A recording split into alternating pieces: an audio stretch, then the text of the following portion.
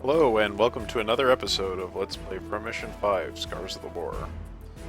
So I got that rant off my chest and we can go ahead and continue the game. If we get any more details about the next Front Mission game as time goes on, as the course of this Let's Play series goes on, I might do some more videos just sort of commenting on the news and that sort of thing. But for now, let's continue with this game that we actually have right here in front of us, Front Mission 5. So we're back to another story section, and as before, we need to do some pilot trading. So I think, okay, I don't think we need to go to the control section right away. Got Sarah here, and we are going to scout her.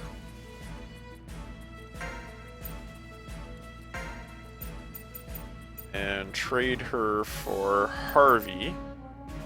Goodbye, Harvey. Too bad, he was in a pretty high level.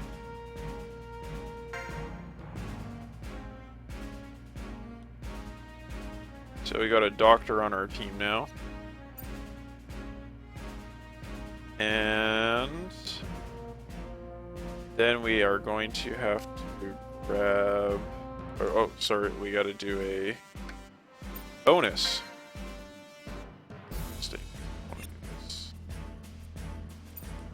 There we go, pilot's ready room. So we need to get the classics bonus. So Ed's just kind of yanking her chain about it getting promoted.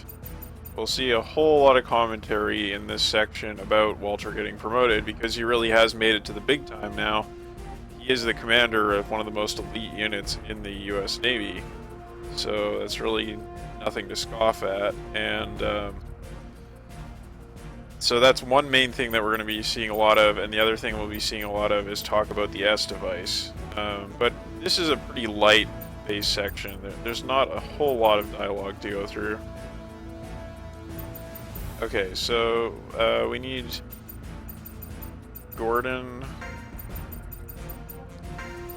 and then Hetty, and Raymond, and then finally Sarah. Okay.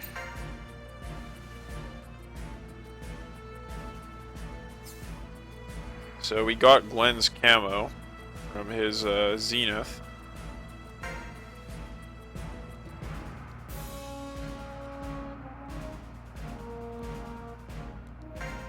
Kind of weird, I don't know where he got that.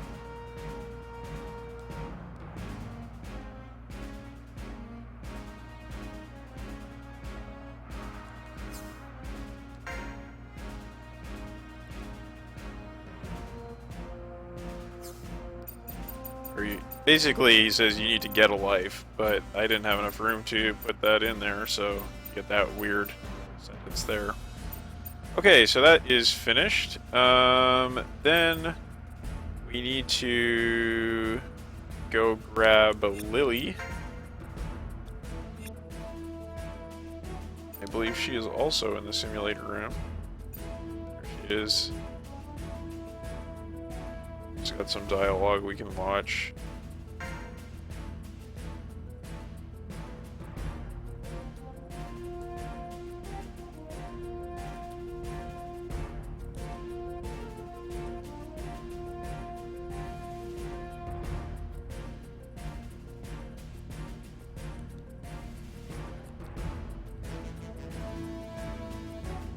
So, I tried to translate the best I could, but basically that is, for better or worse, basically just like lolly talk, like oni-chan kind of stuff.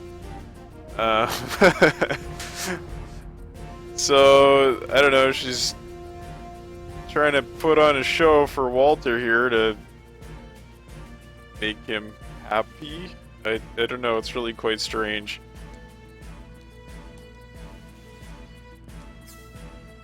So let's go for this. If you say "aw, thank you," then she's like, "Oh, I'm so glad you're happy," and then she calls you a pervert. So let's see what she says if we go in to say this to her. Ah, so that's what it was all about. Ed.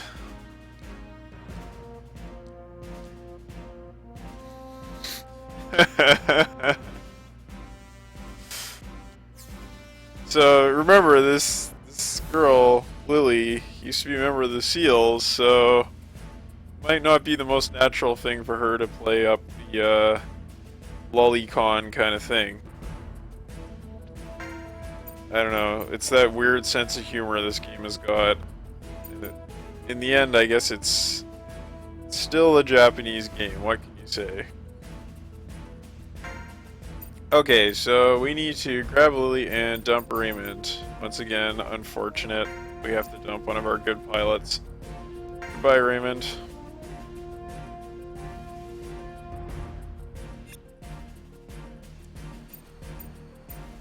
And then we get the all-female bonus. So we switch out for Sarah, Hetty, Lily. Oh, right. The guide I was working with had a bit of a problem with it. So actually what we're going to go do is go grab the pilot that we decided to, for better or worse, save from Lynn by not talking to her 3 times in the mess. Because we chose not to have her get her ass kicked by Lynn, we can now scout Laura. Might as well talk to her first.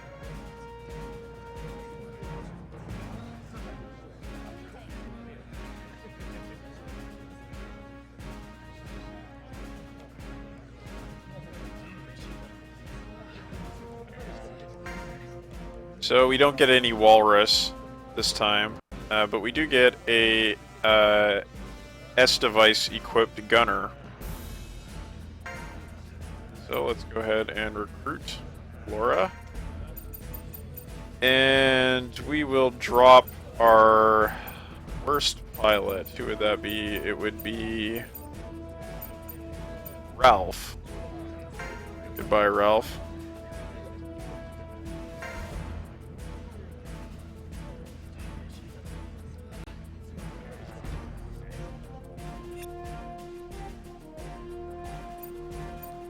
And we go back to the ready room.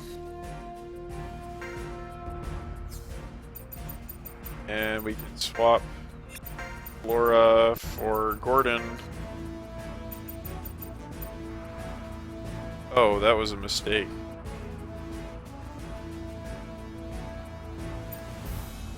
But it's okay, because we can drop this guy in just a moment anyway. Because we will be recruiting another character. It's alright. Not a big deal. Alright, so yeah, we've got Laura, Hetty, Lily, and Sarah.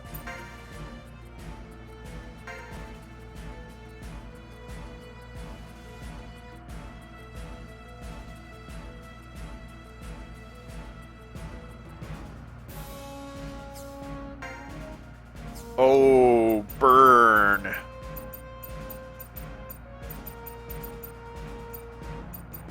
That was a harsh burn on Walter. Okay. Now we'll get out of here. And head over to the control section where we can watch the briefing. And this is Walter's first briefing that he has given in the game, so let's enjoy watching him perform in the big show.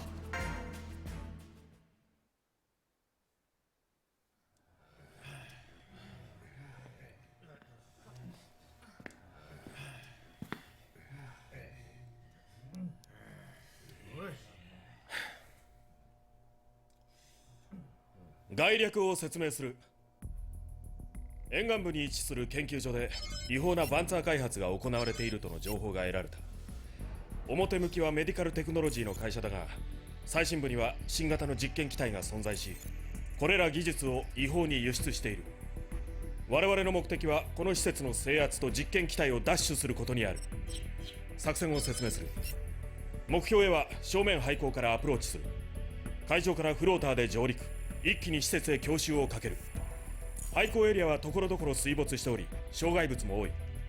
各自セットアップに見合った経路を叩き込んでおけ。施設潜入後、最深部にある実験エリアを目指すことになるが、内部は狭い上に敵の反撃が予想される。確固撃破で進め。間違って味方に当てるなよ。以上、強襲、排除、制圧といつもの通りだ。何か質問あるか？その実験機体とやらが攻撃してきたらダッシュが目的なんだろう。実験機体が脅威となるかは定かではないが、それがそこに存在したという事実が残ればいい。臨機応変に対応しろ。コッパみじんにしても構わん。ただし休暇は取り調べ室で取ってもらう。よし、準備に取り掛かれ。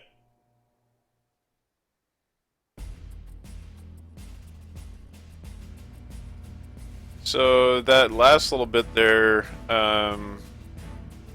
is difficult to translate, and basically it's just like Ed wants to grab this experimental tech and check it out, and that's pretty much all that's going on there. Okay, so oh, hang on. The guy we need to recruit is actually the mess. There he is, Julius.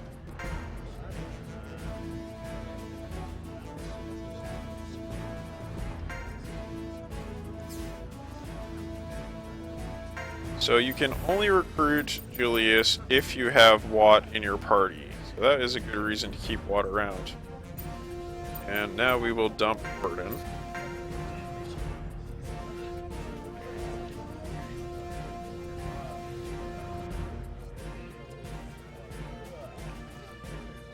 And aside from Daryl, Julius is the only pilot in the game that you can recruit that has unique dialogue throughout the game. So he's kind of worth keeping around.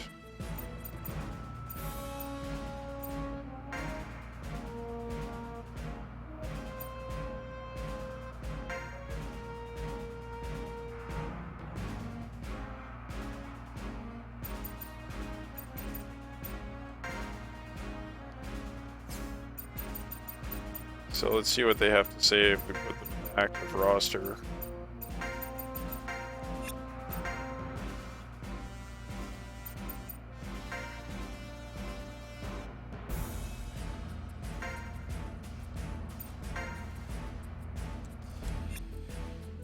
So yeah, as you said, and as was mentioned in the briefing, the next mission is the first mission in the game where you really have to use hover legs. I mentioned in the previous jungle evasion mission that they were not necessary there, but that they would become necessary later, and this is the mission that I was referring to. Oh.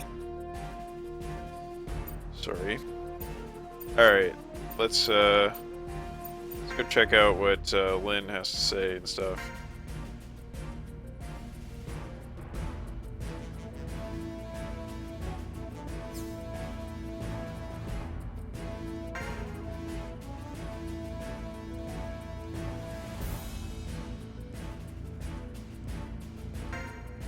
So Ed wanted to get his hands on some of that technology, I guess. But we'd say, hey, you can go as long as you bring Lynn with you.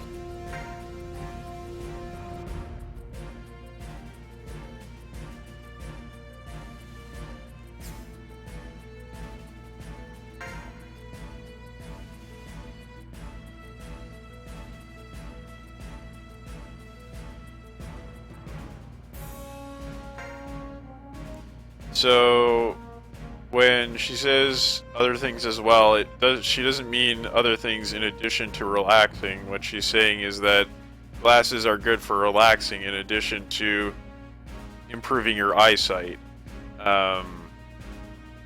And again, that was just a space limitation that I ran into.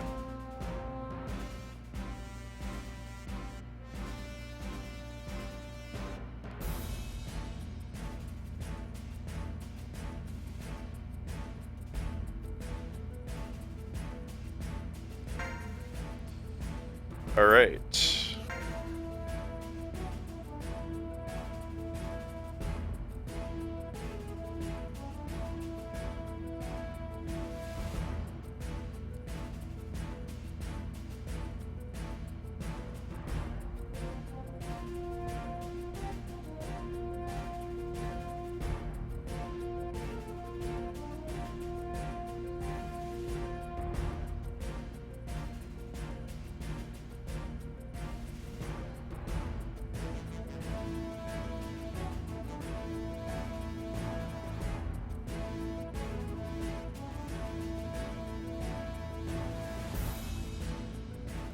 So what they're saying there is essentially that even though the B device kind of put a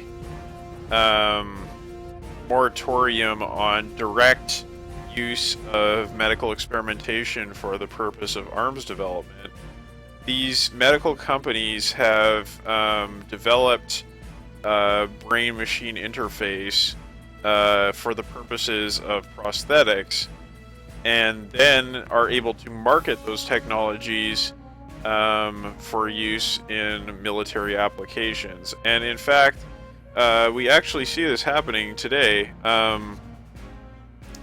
There's a lot of research going on into prosthetics and into like man-machine interface or brain-machine interface, as you might say. For example, you get things like neural implants that allow paraplegics to control mechanical arms, or to control flight simulators, or whatever, with simply manipulating their thoughts, quote unquote, manipulating their brain functions. So some of this work is being done in conjunction with DARPA, and as it's being done by DARPA, you can imagine that the next place that it will be applied is in military applications if everything goes according to their plans. So what Front Mission is describing here is really, or what Front Mission 5 is describing here is really something that has come to pass. It was certainly happening in the past as well when this game was under development, but it really seems to have no signs of stopping. And the surge of interest in prosthetics and assistive technologies and brain-machine interfaces, I believe, will certainly have military applications in the future, where I mean, it sounds silly to say it, but really the future of warfare is going to be the kind of cyborg technologies that the Front Mission series has really explored or talked about since day one. I mean, I think the idea of a B device is kind of silly, but the S device concept, I think, has a certain amount of plausibility to it, and I think we're going to continue to see the development of these kind of technologies, especially when you consider the plasticity of the human brain and its capacity to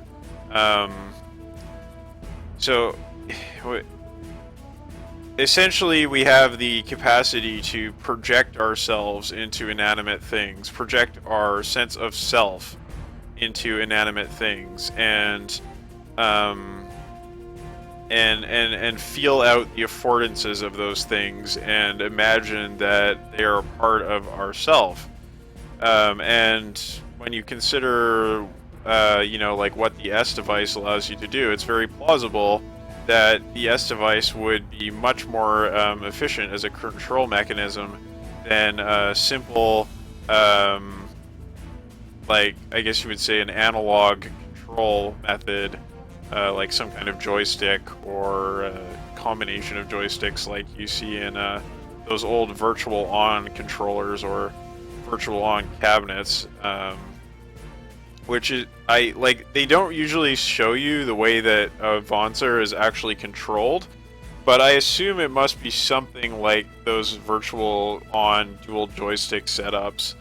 That's just my imagination, but I think that must be it. Or of course Steel Battalion, I think, had that as well, with its infamous or perhaps famous giant controller. But if you had a direct brain interface, I think it's quite reasonable to imagine that it would be much more effective, because as Jasper here said, the existing Vonser controls are essentially a modification of the tank control concept, and the only way to transcend that and to really like make the Vonser an extension of your body is through a neural interface. As for the idea that these neural interfaces would give you some kind of superhuman abilities or wipe out your memory or anything like that, that really doesn't seem to be the case. Like the examples I've seen on YouTube and so on of people with direct neural interfaces, they don't really have any of those issues. It's really just like it's like a serial port stuck into your brain. I mean, yeah. Okay, well, since this section of the game is basically like about the S device, I figured I would just talk a little bit about that and my thoughts on where this technology is going. I think the directions they're going are in some ways very promising and in other ways very frightening, but I guess that's really the norm with technological developments.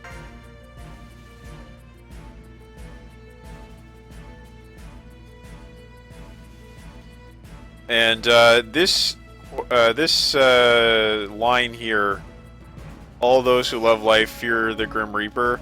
Actually, I took that directly from the Dawn of War Warhammer 40k RTS developed by Relic. There is a unit in that, one of the Eldar units, who says, all those who love life fear the Reaper. So the actual Japanese line is that, but I just adjusted the words or phrased it so that it would be just like that unit in Dawn of War, because I used to play that game a lot with my friends over the LAN and had some fond memories of it. The other thing I should mention is that when the mechanics in the hangar say job's done or work complete, I did intentionally take that from Warcraft. Warcraft 2, Warcraft 3. I was modeling it after the peasants and the peons in those games. Because even though, it is just like, that's exactly what the Japanese says, I could have phrased that in a much more official manner, but I decided to phrase it exactly like in Warcraft as a kind of callback.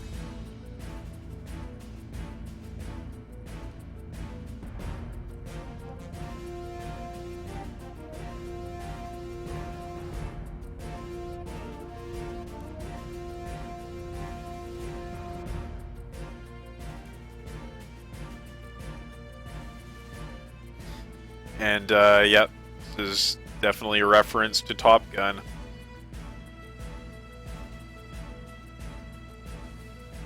So what he's saying there is essentially that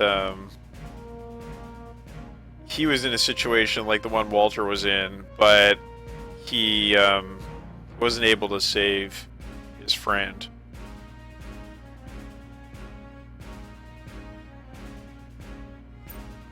So he admires Walter for, taking the decisive action and throwing himself in front of the bullet.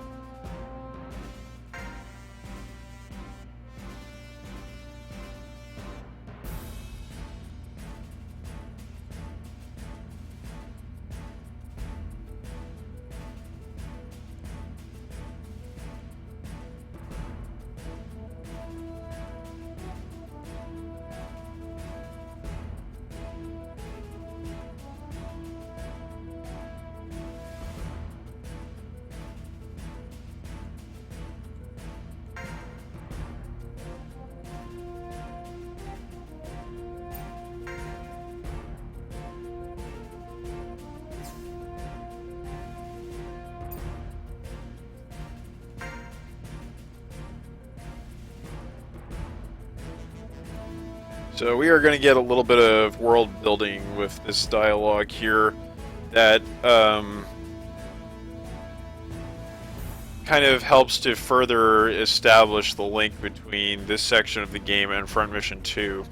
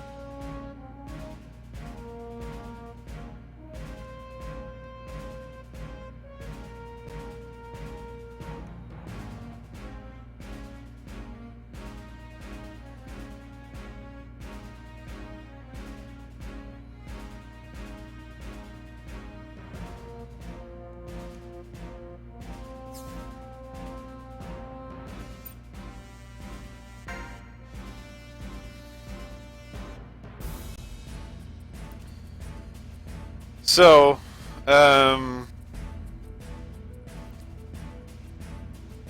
as he said, there was this OCU dirty arms development going on in Cambodia, but the USN couldn't go and investigate because that would cause an international incident, right? But now that the USN is quote-unquote providing a peacekeeping force in Cambodia, it has free reign in order to go in and check out this facility. And actually, maybe I should talk about this later, but I'll mention it now. So you might think that the first media that Walter appears in the Front Mission series is actually in Front Mission 5 because he's the main character and he seems like a new character. But really, the first game he appears in is Front Mission 2. And that might surprise you, but he really does appear in the game in an optional secret mission that you can do where you run into a USN Special Forces unit, and one of the units is actually Walter. So you actually end up fighting Walter in Front Mission 2. And what he is doing in that situation is actually, you can kind of fill in the blanks and say that it's probably just a continuation of the sort of thing that we are going to be doing in this mission right now, where he's taking advantage, or the USN is taking advantage of the instability in Indochina to go and do these black ops investigating what the OCU has been up to. So we will see a little bit more of that as we go on with the game, but it's just like, this is what they're talking about here, or the pattern they're talking about here, is something that continues as the whole Indochina situation becomes more and more desperate for the OCU.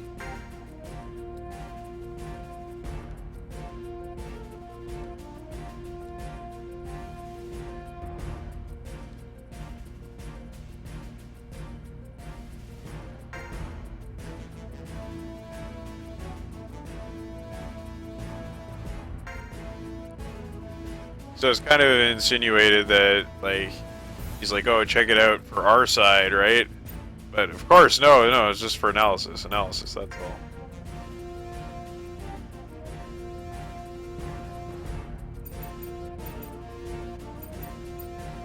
Alright. Go check out the ops.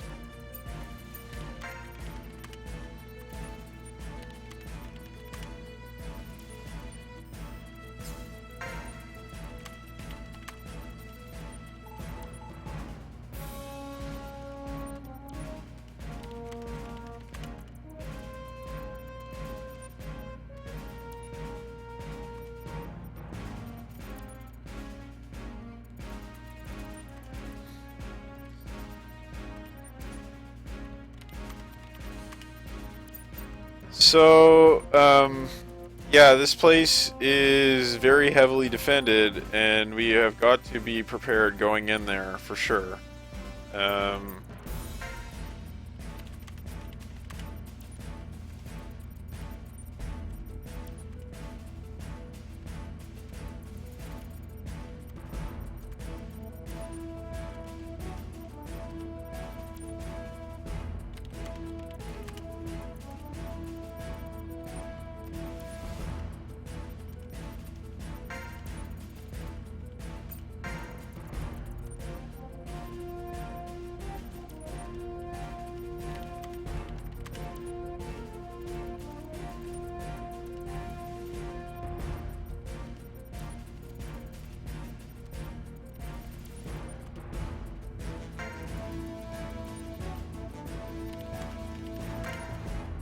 So Lynn is still just kick ass in her role as captain of this ship, and defying all her superiors' expectations, just as she did as a Vonser pilot.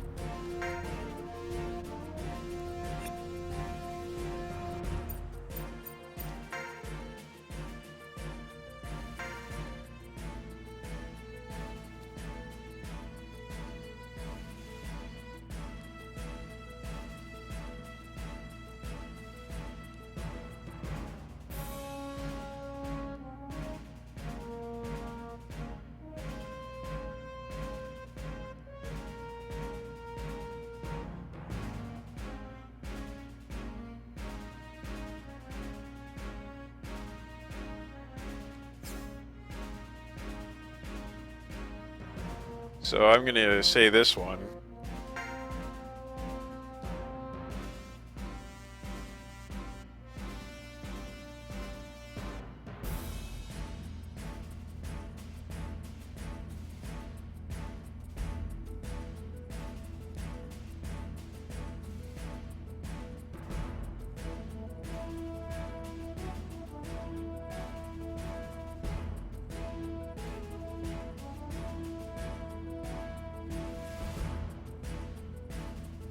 Oh yeah.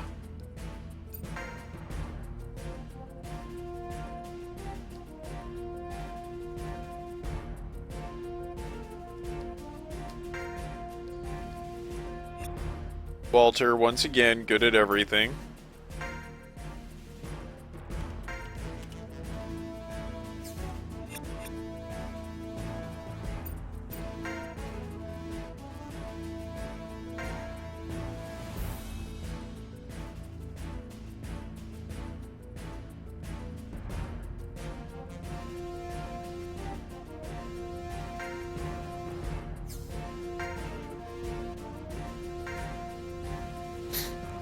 Poor guy.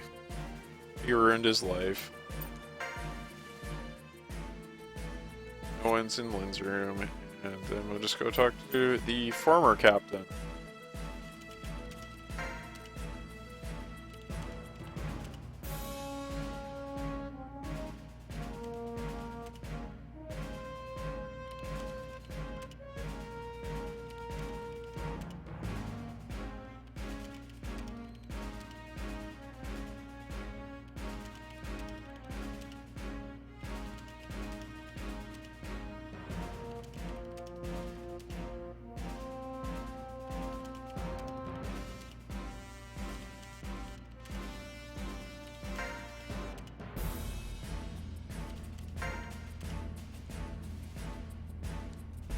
So goodbye to Captain Irving and his wacky charting of courses. And yeah, I mean, we can go to the simulator room.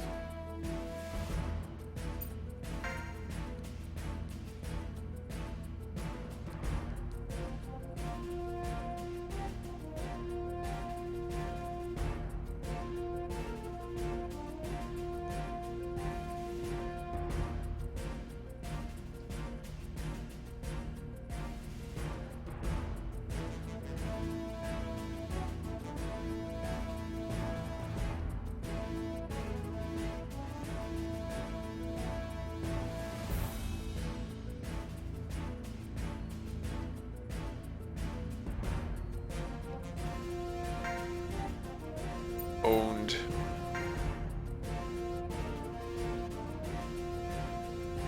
So this is a really weird thing about the base sections. If you recruit a pilot, you'll notice that their name changes. So Lily's gone, and she has been replaced by her identical clone, Julia May. I guess the idea is like, oh well, we can't have the pilot be in two places at once, right? They can't be in the ready room and in the simulator room at the same time. However, does it really make more sense to have their identical clone there with a different name? I don't know, is this kind of strange?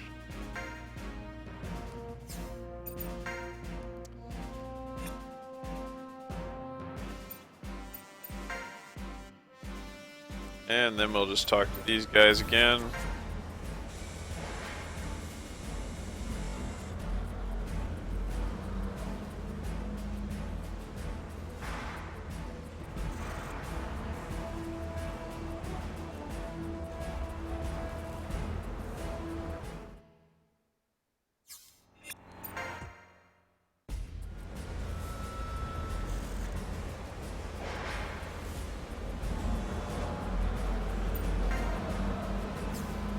And that is that.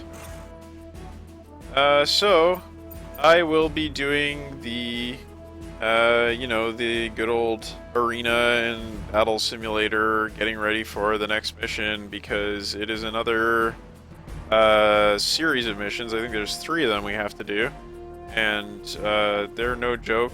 Obviously, we got to get hover legs for all our units, and we have to rethink all our avancers because we've got a new roster of pilots to deal with too. So lots of things to do before the next video, so it might take a little bit of time. But I hope you enjoyed this one, and I will see you next time.